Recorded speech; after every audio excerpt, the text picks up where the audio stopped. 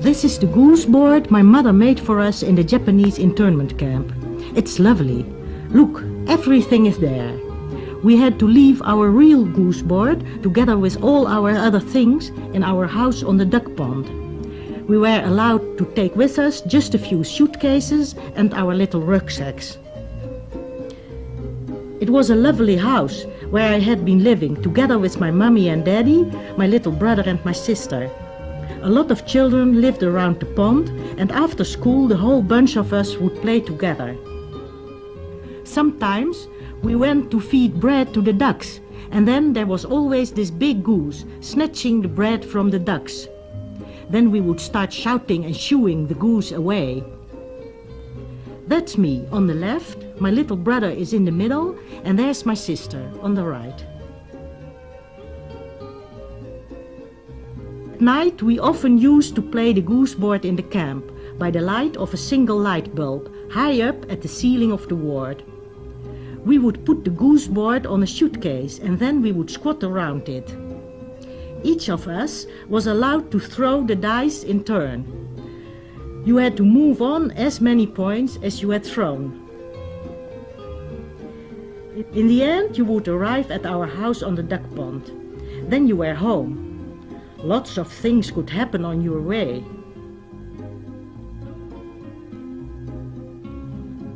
I was no good loser. I really hated falling into the well. But when the dice would bring me to the jail, I immediately started to cry. From my 8th to my 10th year, I was imprisoned in a Japanese internment camp on Java. Quite a long time when I look back, more than 2 years in fact. When you think of it, it was really a large part of my childhood. But while I was in that camp, the time passed quickly doing the things you had to do every day. The grown-ups would say, "Now it's already so and so many years and so many months since we've been here." Then I would think, how was life outside the camp? And I could hardly remember that.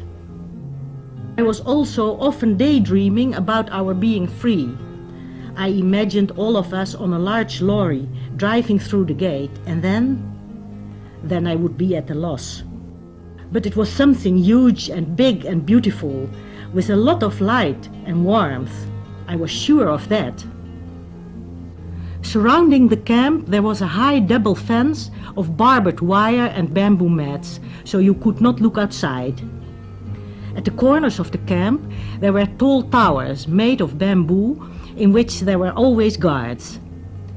They were armed with machine guns and they kept you covered all day long, in case you should want to escape. But I would not even dream of escaping. What would I do without my mother, my little brother and my sister? At best I might look for my daddy, who was in a camp for men. But I'd almost forgotten what my dad looked like. It was such a long time since I'd seen him last. Inside the camp, we would play almost the whole day. There was hardly ever school. The Japanese would not allow it, and moreover, there were hardly any pencils or paper. You only had what you had brought with you into the camp, and of course, that was dwindling fast. Fortunately, my mother had put a lot of paper and crayons into our suitcases. Otherwise, I could not have made this booklet with drawings of what everything looks like. Towards the end, we had to color with very small pencil stubs, and the booklet itself is also quite small. At meal times, our food was put in a huge pot on a bench in the middle of the ward. You were supposed to walk along with your little bowl, and then just one spoonful of rice was ladled into it with a bit of vegetable soup in which a few green leaves were floating.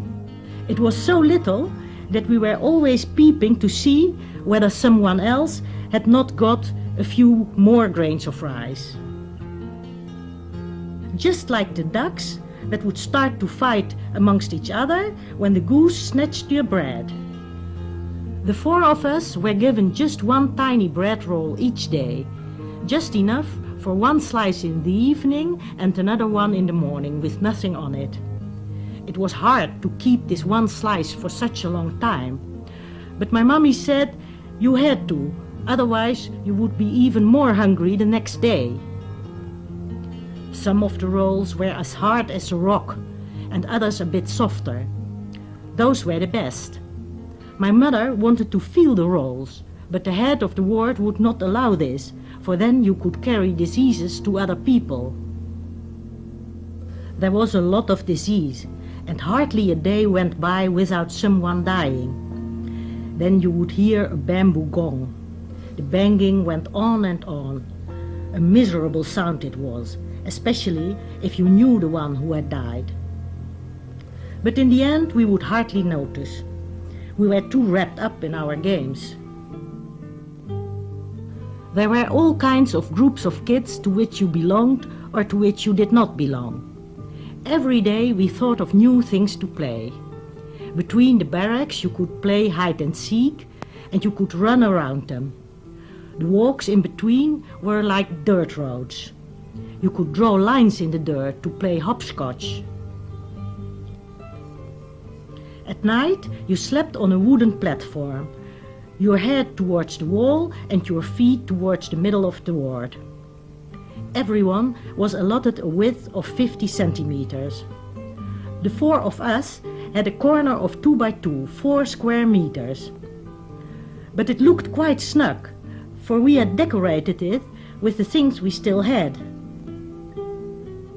When we climbed onto our bunks, our home within a home, we would say quickly, "Tjiklitak," a sound like a door locking behind us.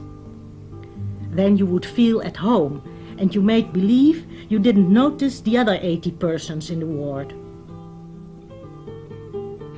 I exactly knew my way around inside the camp. There you had the toko, the shop, where you could buy food once in a while. There lived the lady who was such a bore, and there lived the girl who was my friend. If you still had some money, you could sometimes buy a banana or a teaspoonful of peanut butter. On your way back you licked at it as if it were an ice lolly. Later on, the shop was closed.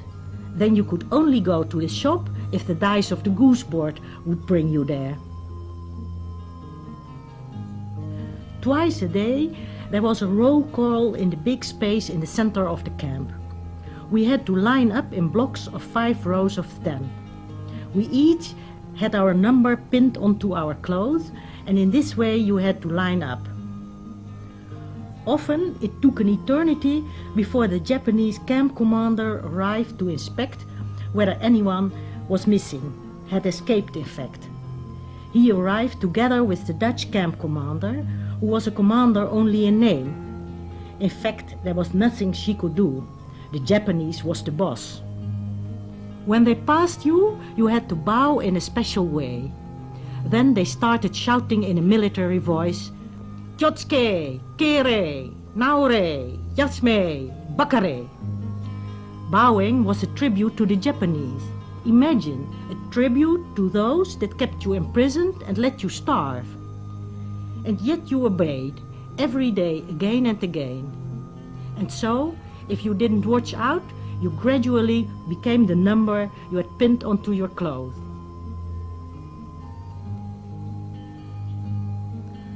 On the 4th of September 1944, the camp commander issued an order to us. Everyone who had even one single drop of Jewish blood in his or her veins had to report in order to be sent to a special camp. My mother was scared stiff, for we did have Jewish blood. Everyone had thought that it was only the Germans that persecuted the Jews, but the Japanese aped them. My mother could not sleep a wink. What was she to do? She herself was not Jewish, but my dad was, and we, their children, were half Jewish. If she told the truth, we were at risk of being separated.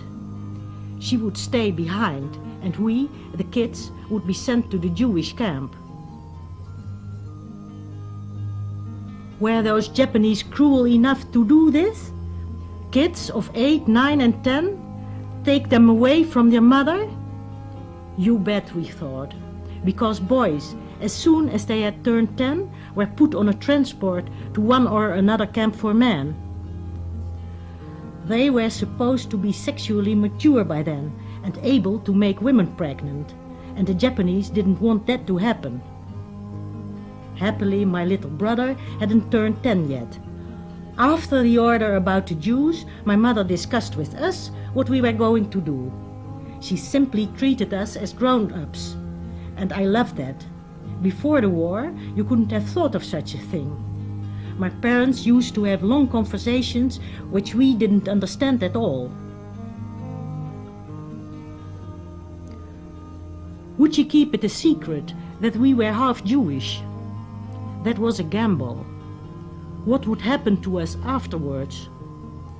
Perhaps my father had kept it a secret too in his camp. But what if he had reported it? In that case, the Japanese would get to know it probably. Or if someone should give us away. Or if they were going to look up Jewish names. Finally, my mummy decided that she would pretend to be Jewish also. Then we were fully Jewish, and she would go together with us to the Jewish camp. And so it happened. Early one morning, we had to report at the gate, and we were loaded onto a lorry, together with all the other Jews. I had my rucksack on my back with all my belongings. Every so often, I would make sure that my self-made dolls were still there, Little Clown and Slowpoke Johnny. I was lucky to be allowed to stand at the outside. After all, the others could look over my head. The wind ruffled my hair. Gosh, that felt funny. And how beautiful the world looked. All those colors. The road was lined with flowering trees, brown people, men with baskets of food on a pole across their shoulders, women carrying their babies in a slendang, a kind of shawl. It was already dark when we arrived. We had to line up at the table for registration. It was still very hot, and I was so tired that I'd have rather sat down on the floor. But of course you were not allowed to, as usual. Suddenly I saw Auntie G with a funny hat on her head. Auntie G had always been my favorite aunt, but she'd been in a different camp. Now she too was brought here. She was also Jewish. Quite exciting, all these new things. A new bunk to live on, new neighbors, other kids to play with. Here they make paper dolls to dress up, and outside the barracks they are often doing handstands. Against the wall or without support doing a flip. I can do a handstand against the wall, but I still can't do one without support. I cannot stand it. And here we are playing a kind of prisoner's base. But they change the rules over and over again. We quarrel about it, and most of the time we end up fighting, for which there are all kinds of rules again. The toilets in this camp are just awful. Holes in the ground with a support on either side to put your feet on, and very low walls between them. You can easily look over the walls. You always have to walk along the whole row to find one where the stones are not messy. But most of the time you won't find one. There is hardly ever water to clean your feet. We've been out of shoes for ages. But I've taught myself to wipe my feet on all kinds of things on my way back from the toilets. So they are more or less clean when I climb back onto our bunk. Well, clean. When there is water, we have a shower. Small kids with their mothers are going first. Older kids go by themselves. Then the young women, and finally the old ones. I took a peep at them and then did a drawing. I hope they didn't mind with those sagging little breasts of theirs. All the grown-ups you see here are women. That is, if you forget about the Japanese and the Indonesians. Some people are bossy, or they are boors, like our neighbor on the bunk. And some of them I do like very much, like Auntie G and Naomi's mother. I gossip with my girlfriends about this and that. We make up all kinds of stories. My mother is just like me. Sometimes she will sit down with her girlfriends on the suitcases in front of the barracks. Then they will read a book together and then they are going to talk about it. There are hardly any books, but we are swapping those we have. I'm still a slow reader. I've hardly been to school, but I know large pieces by heart. A summer at Heather Farm is all about love and so on. And Circus Child is very sentimental. It's lovely to cry at.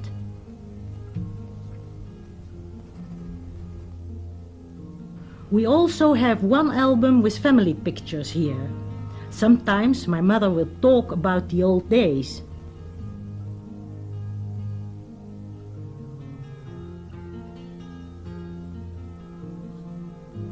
If you think about how things used to be in the past, outside the camp, you cannot help daydreaming about the future, about being free. I am growing impatient. We don't have many clothes left. Almost every day I walk around in my little red skirt made out of the Dutch flag. My sister has a blue skirt and my little brother a pair of short white pants. Whenever we line up red, white and blue, everybody will start laughing mysteriously. We are doing our laundry in the wash house and then hanging the clothes on wooden drying racks.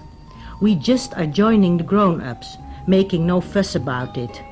Of course, you do make a fuss if someone refuses to take her share.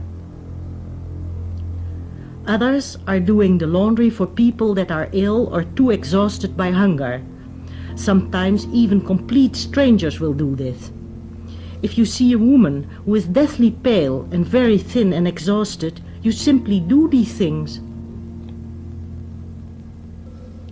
One day my little brother just stopped eating, and the first thing I thought of was, can I have his rice?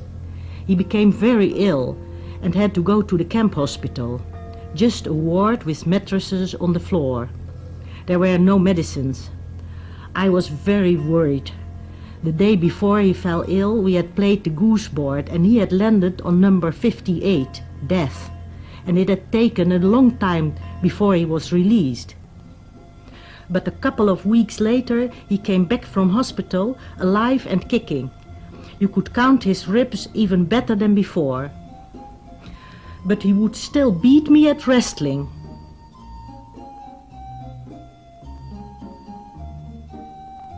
At the edge of the camp, there was a garbage heap. Broken glass and all sorts of other sharp things were lying around. But the soles of our feet had become so horny by now that we just hopped across. We found all sorts of things. So one day I found this needle, and that was good luck, for right after that it was my mom's birthday.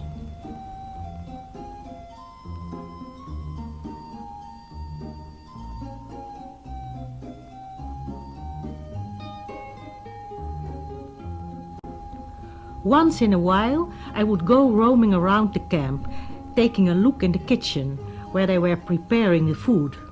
Then you could make believe that you were already eating. Once I saw a lady there who took a handful of rice and put it into her bosom. When she saw me standing there, she started to look nervously around her. But I didn't give her away.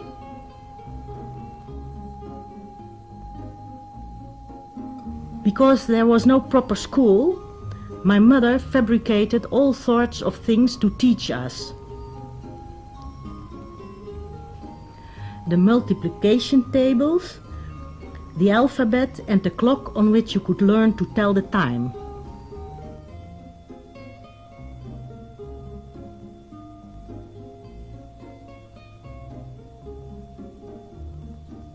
But once in a while, the grown-ups did organize school after a fashion.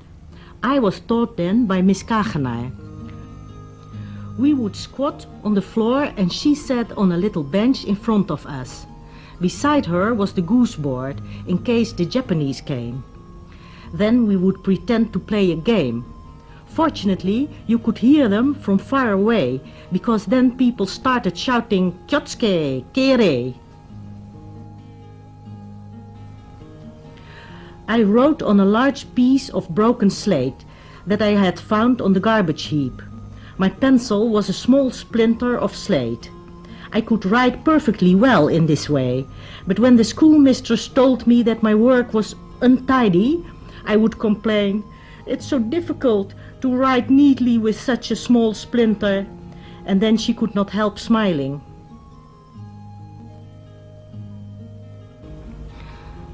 Sometimes I went to lie on my back underneath the drying racks, and I would gaze up at the blue heavens. In a prison there's no horizon. That's funny. Wherever you look, you will crash against walls and other things.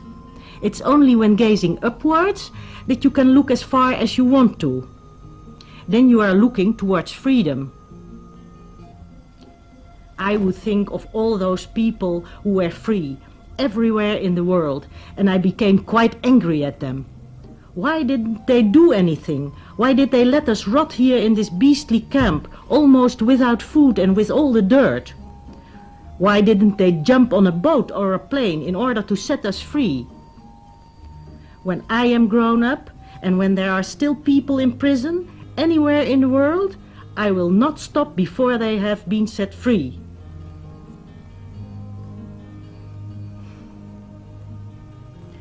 Here you see a drawing I made of kids mopping the gutter. My sister and I had to do chores with 4 girls from the non-Jewish part of the camp. We had to work in the kitchen garden, to prepare vegetables and to sweep and mop.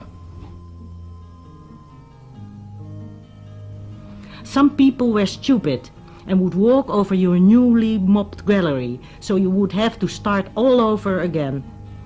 One day one of the other gals said, "Leave that to the Jew kids." Furious, I ran to my mother, and after a lot of fuss, we were allowed to do chores in a group of Jewish kids only. Before the war, being Jewish did not mean much to me, nor did being white. We whites were the boss in Indonesia, so of course there was no need then to worry about the color of my skin.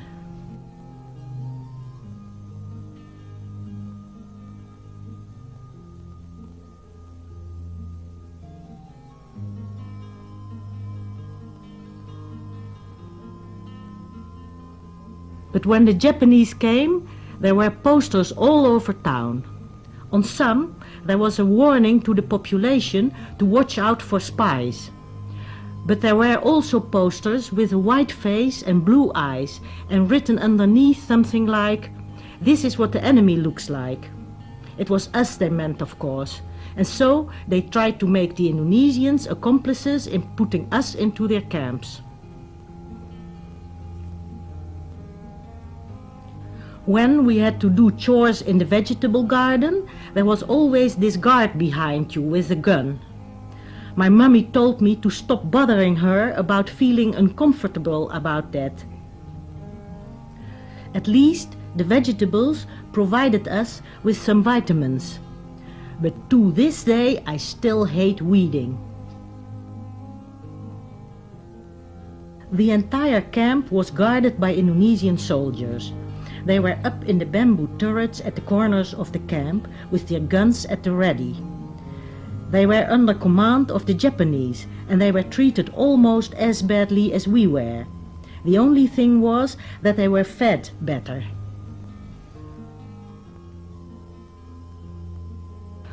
But given the chance, they would escape to their villages and families. That wasn't an easy thing to do, for their heads were shorn and they only had khaki clothes, so they were very conspicuous.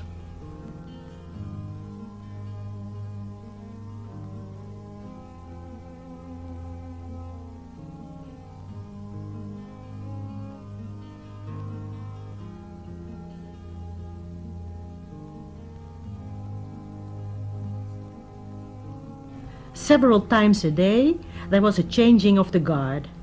Then you could see one soldier going down along the steep stairs and his relief going up. During those few moments of changing, they were invisible for the Japanese, between the two fences behind which we were imprisoned. And precisely there, a vivid trade was going on between those Indonesian soldiers and us. They gave us of their food, and we gave them of our clothing, so they would be able to escape.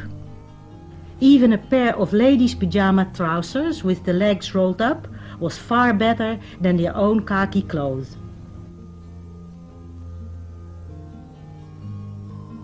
Of course, trading like this was strictly prohibited. The Japanese would become furious when it got out, and their punishments were cruel. Most of us didn't have the guts to do it, even if we were ever so hungry. The Eastern Jews were the most courageous in this trade, but in this way they did endanger the whole camp, for the Japanese often punished the whole camp for what just one person had done. That was the way they kept us down.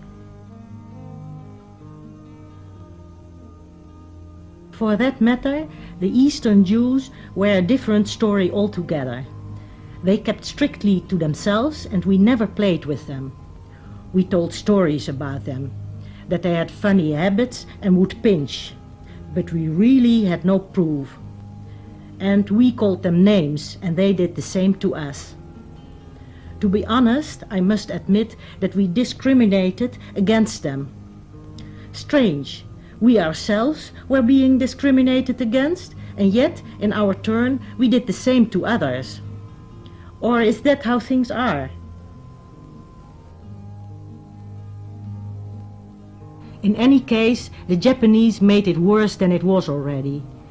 When food was being distributed, they started with the non-Jewish part of the camp, then came our group, and finally the Eastern Jews. Thus they made us envy the non-Jews, because sometimes there just wasn't enough food for everybody. And when they are going to punish, it was the other way around. They would start with the Eastern Jews, then it was our turn, and finally they took the non-Jews.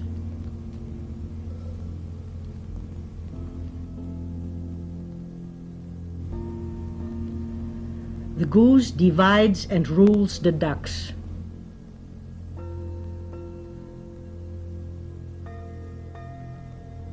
Like what happened at that punishment roll call. For 7 long hours we had to stand in the tropical sun without anything to drink or eat. Some Indonesian guards had escaped and they were caught. The pyjama trousers were hoisted to a pole and they kept on asking, "Whose trousers are these, ladies? Whose pyjama trousers are these?" They wanted to catch the one who had traded the pyjama trousers for food and then punish this person. But everybody kept mum at first. Then they got out the old people and then the sick ones too. They had to stand in the sun as well. Look, In front, there you will notice a nurse with that red cross on her cap. And when still nobody said a word, they started flogging the escaped Indonesians right in front of us. My mother didn't want us to look and pushed me between the other ladies, so I saw nothing but legs around me. But I did hear the cries of the Indonesians. Finally, one of them pointed to her. Non-Lies was her name. She was an Eastern Jewish girl. He added with pity, "Kasian, Non-Lies?" She was taken away, never to return again.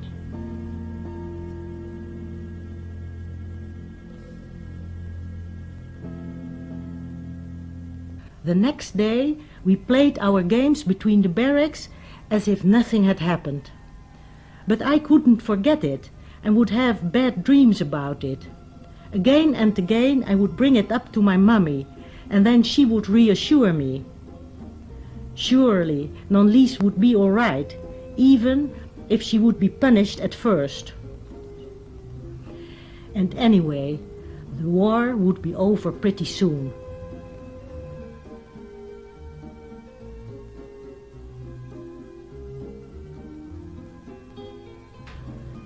I liked it that I could talk it over with her. She did not tell me to forget about the whole story. On the contrary, she told me not to forget it.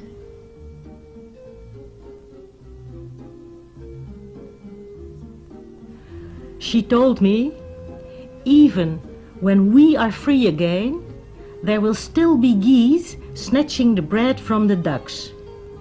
And we have to fight against that.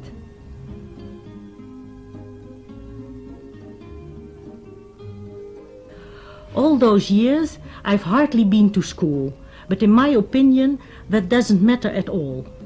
You can also learn from experience, perhaps even better, if only you can talk it over with other people. Well, here you have my experiences in the Japanese camp. I've told them to you as they really happened, as I felt them and thought about them, and as I talked about them. Now my experiences have become yours. Now it's your turn to do something with them.